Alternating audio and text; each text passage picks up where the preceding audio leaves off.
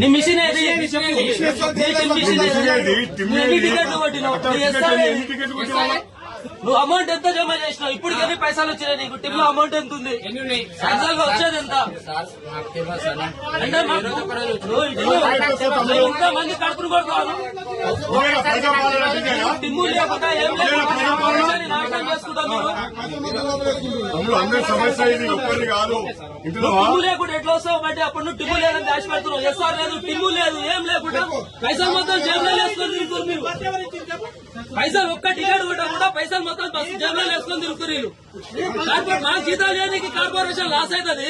ఇట్లా పైసలు దొబ్బిపోతే లాస్ కదా కార్పొరేషన్.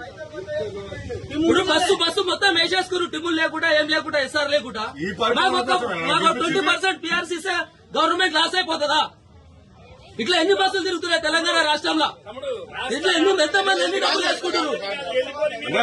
అట్లయితే ఏమవుతుంది? కానీ మమ్మల్ని రోడ్డు మీద తెచ్చి జనాల కలిసి ఆర్టీసీ కార్మికులు తెలుస్తుంది.